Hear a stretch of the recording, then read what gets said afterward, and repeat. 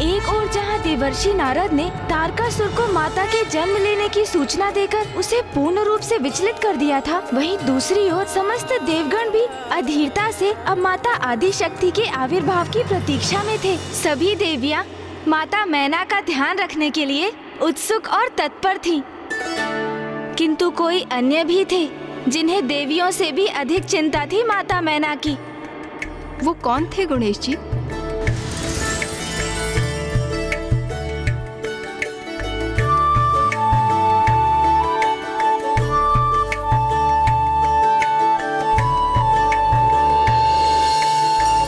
अरे संभल के, ध्यान से देवी मैना, ये आप क्या कर रही हैं? कितना श्रम कर रही हैं? इस अवस्था में तो उन्हें विश्राम करना चाहिए।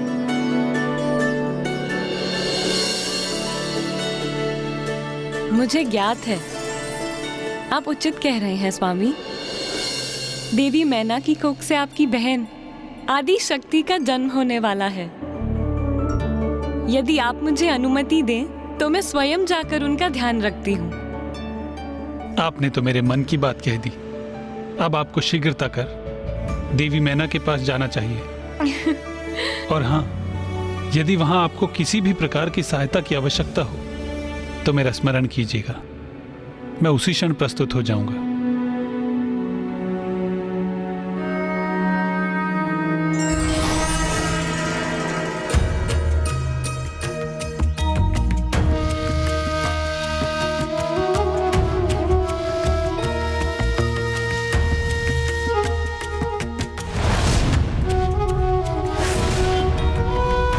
देवी मैना, आपकी इस अवस्था में आपको अपने प्रति सावधान रहना चाहिए। आप कौन हैं देवी? मेरा नाम पद्मिनी है। मैं आपके मायके से आई हूँ। मेरे मायके से?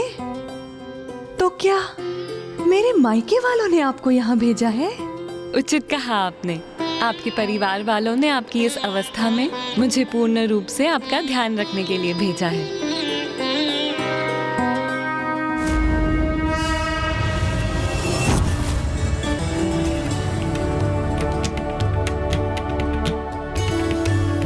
देवी, मुझे ज्ञात है आप भी वहां स्वयं जाकर देवी मैना का ध्यान रखने को आतुर हैं।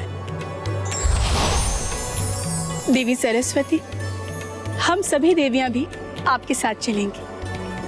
अवश्य जाइए। पुत्री मैना का ध्यान रखिए और उनकी कोख में देवी आदि शक्ति का भी ध्यान रखिए।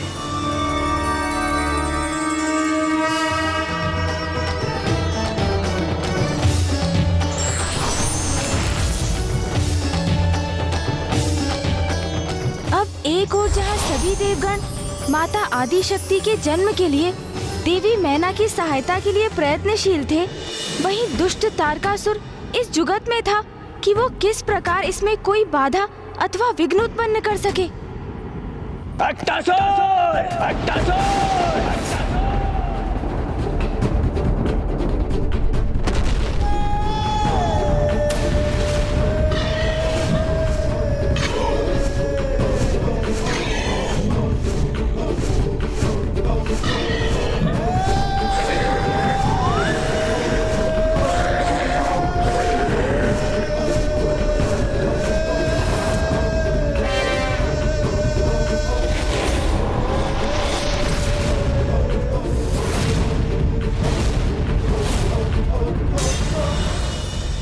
असुर महाराज तारकासुर, आपने मुझे बुलाया? ये तारकासुर?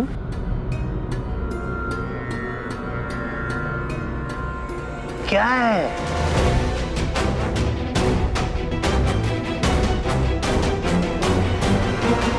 ये तो अति सामान्य असुर है।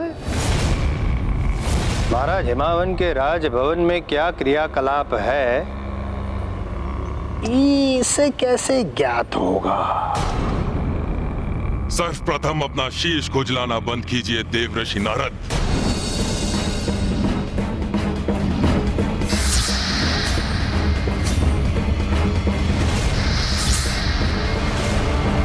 साधारण नहीं, असाधारण हूं मैं। अट्टासुर हूं मैं। चारों दिशाओं में अपनी दृष्टि स्थापित कर सकता हूँ। कहीं भी कोई भी बात मुझसे छिप नहीं सकती। इतना परिचय पर्याप्त है तुम्हारा अट्टासुर।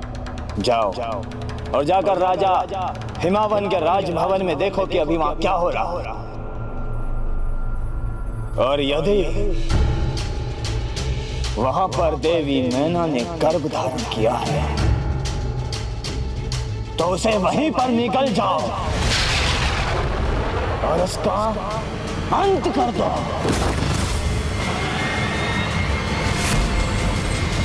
देवी सरस्वती, देवी लक्ष्मी, हमें माता आदि शक्ति के जन्म की तैयारियां आरंभ कर देनी चाहिए और उसके लिए सर्वप्रथम हमें उनका पालना तैयार करना होगा। शिशु रूप में माता आदि शक्ति का पालना तो बहुत ही विशेष होना चाहिए। मैं विश्वकर्मा जी से कहकर स्वर्ण पालने का निर्माण करवाऊंगी। विश्वकर्मा जी,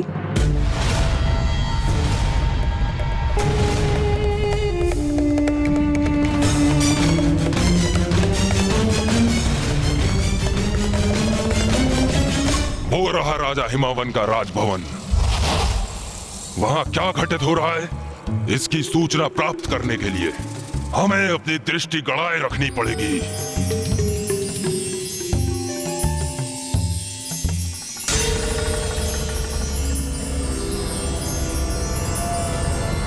रुक जाओ, पीछे हट जाओ। सर्वप्रथम मैं देखूंगा।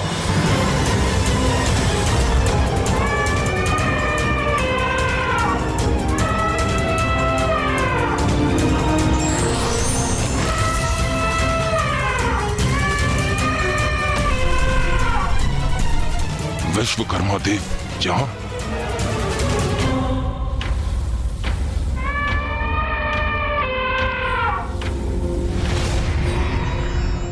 कुछ तो अवश्य हो रहा है वहां। जो असामान्य है वो रेशम के वस्त्र के नीचे विश्वकर्मा जी ने क्या छिपा रखा है।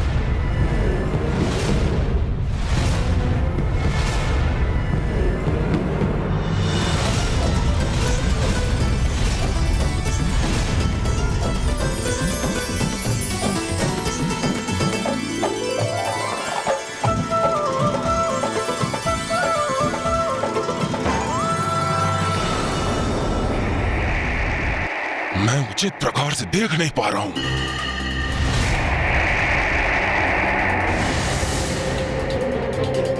देवियों ने मेरी दृष्टि को बाधित किया हुआ है। क्या है जो विश्वकर्मा जी इतने गर्व से सबको दिखा रहे हैं? देव शिल्पी विश्वकर्मा द्वारा पालना दिए जाने के पश्चात अब सभी देवियां भी उसे सज्जित करने और शिशु रूप में आने वाली माता का ध्यान रखने, उन्हें सुख व आराम देने के कार्य में व्यस्त हो गयी। तत्पश्चात माता सरस्वती ने वसंत देव का आवाहन कर उन्हें वो पालना एक सुंदर प्रकार से सज्जित करने के लिए कहा।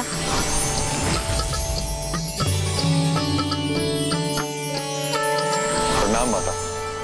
फिर वायु देव ने वायु के झोंकों से माता का पालना हिलाया।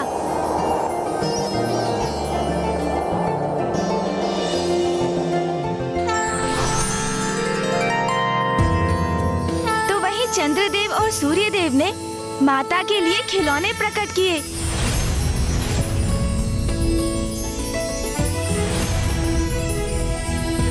माता आदि शक्ति जिन्होंने संपूर्ण संसार को जन्म दिया है और अब शिशु रूप में वो संपूर्ण सृष्टि को देखकर उसकी अद्भुत सुंदरता से अपना मनोरंजन करेंगी।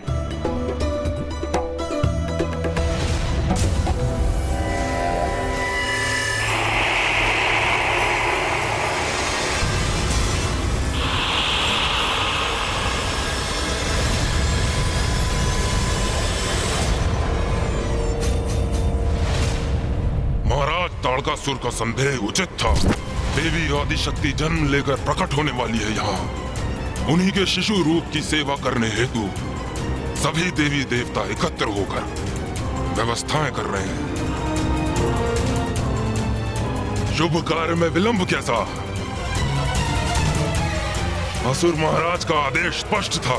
वहां पर देवी मैना ने गर्भ धारण किया है तो उसे वहीं पर निकल जाओ और उसका अंत कर दो।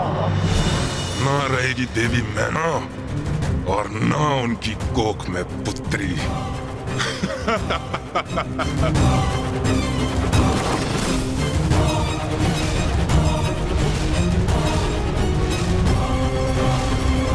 तुम सभी आगे बढ़कर मार्ग से सारी बाधाएं दूर करो। मैं शीघ्र ही राजभवन पहुंचता हूं।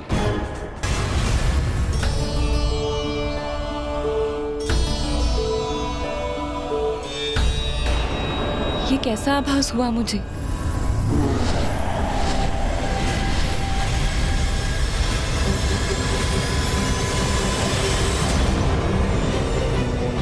मैं अत्यंत ही अधीर और अशांत अनुभव कर रही हूँ। हम सभी इतनी प्रसन्न हैं। इस आनंद के पलों में यदि हमारी ही दृष्टि लग गई तो ये कैसे भूल गई मैं।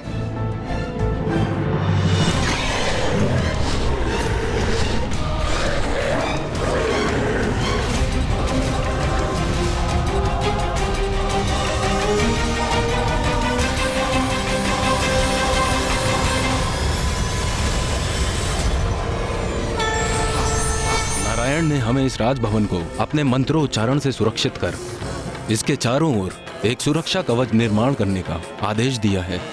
यन्न वद्दो वली राजा दान वद्दो महाबला तेन तोआन मदी बलान रक्षा मांचल मांचल।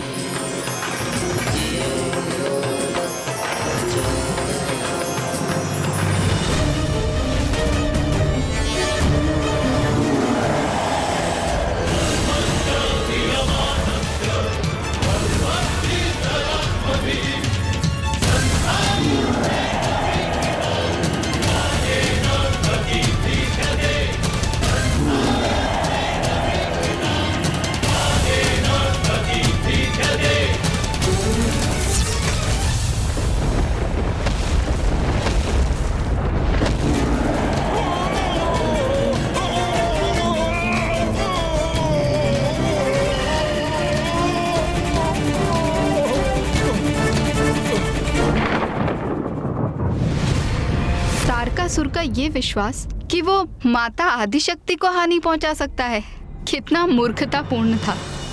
और अंततः वो शुभ घड़ी आ ही गई जिसकी प्रतीक्षा सभी को थी।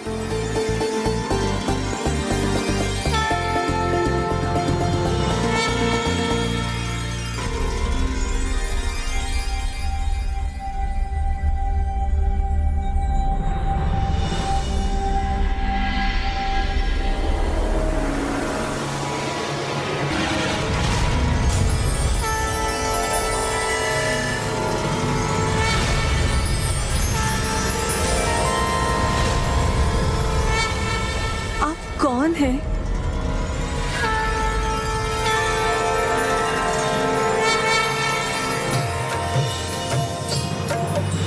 या देवी सर्वभूतेषु शक्तिरूपेण संस्थिता नमस्तस्यै नमस्तस्यै नमस्तस्यै नमो नमः। पुत्री मैना, मैं कौन हूँ ये शब्दों के माध्यम से ज्ञात नहीं किया जा सकता।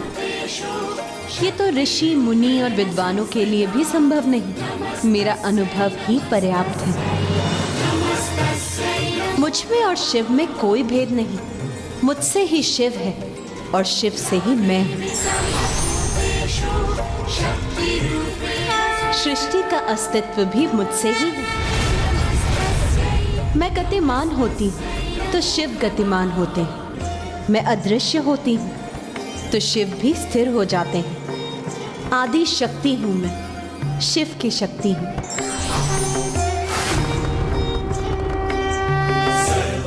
जब कुछ भी नहीं था उसके भी पूर्व से मैं हूँ। त्रिदेवियों का अस्तित्व भी मुझसे ही है। संसार में अभी देवी लक्ष्मी है, देवी सरस्वती है और अब तृतीय देवी के रूप में मैं तुम्हारी कोख में प्रवेश करने जा रही हूँ। मैं संसार में तुम्हारी पुत्री के रूप में प्रकट होने जा रही हूँ।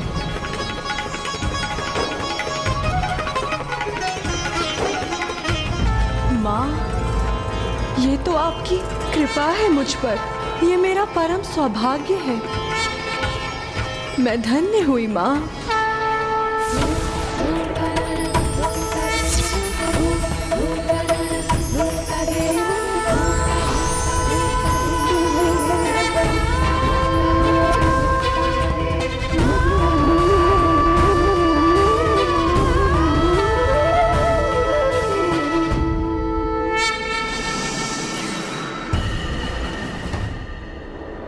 उस मंगलमय क्षण के साक्षी बनने के लिए एक और देवता अधीर थे।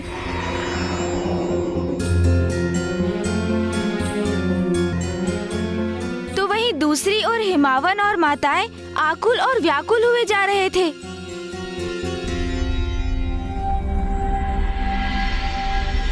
किंतु फिर शीघ्र ही माता आदिशक्ति के जन्म की वो शुभ घड़ी भी आ ही गई।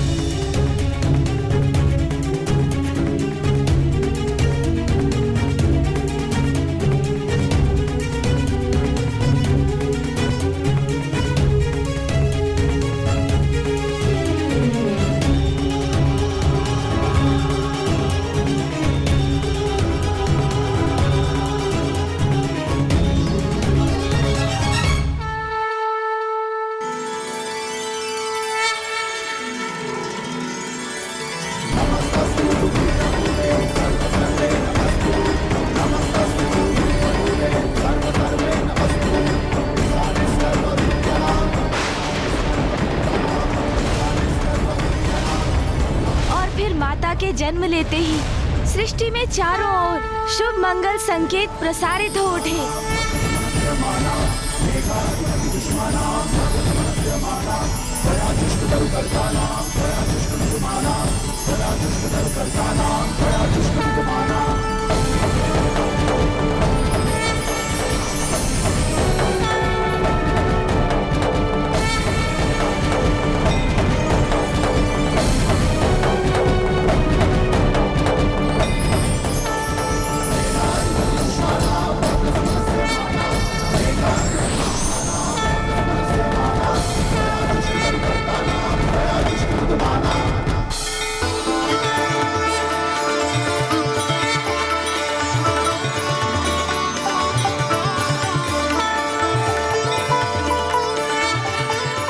नारायण नारायण नारायण नारायण।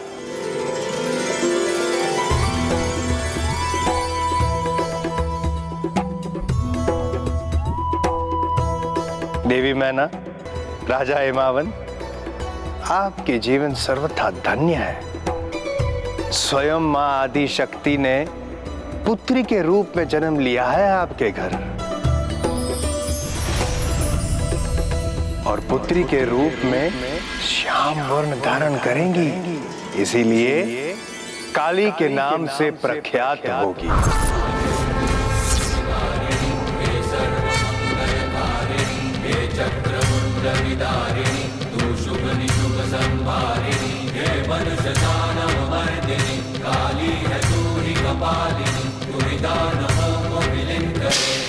मैं तो मात्र एक शिला समान पर्वतराज हूं। आपने मेरी बेटी पर इस पर्वतराज का जीवन सार्थक कर दिया। माता, शैलपुत्री के रूप में जन्म लेकर आपने मेरा जीवन धन्य कर दिया।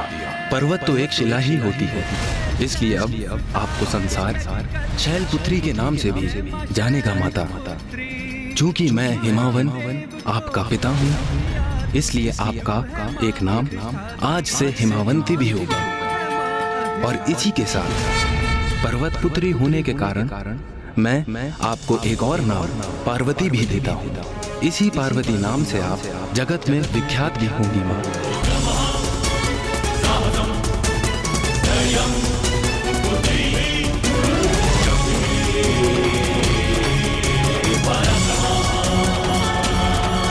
पर्वत पुत्री होने के कारण मैं आपको एक और नाम पार्वती भी देता हूँ। इसी पार्वती नाम से आप जगत में विख्यात भी होंगी।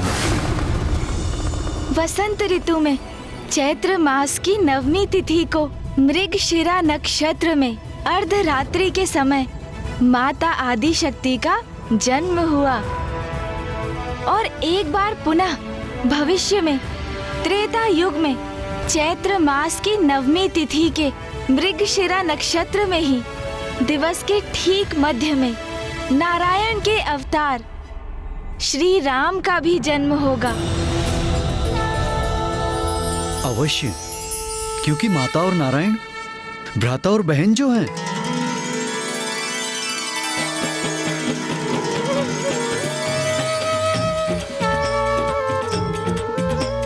शैल सुता है जगत कल्याणी, जय मां शैल पुत्री।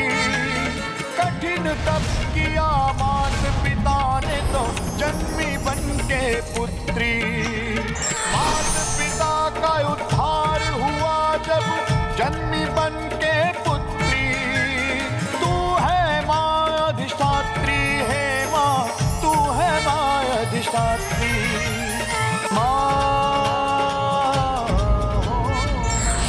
सच्चे हृदय से की गई प्रार्थना ईश्वर अवश्य पूरी करते हैं। आवश्यकता है धैर्य और विश्वास की।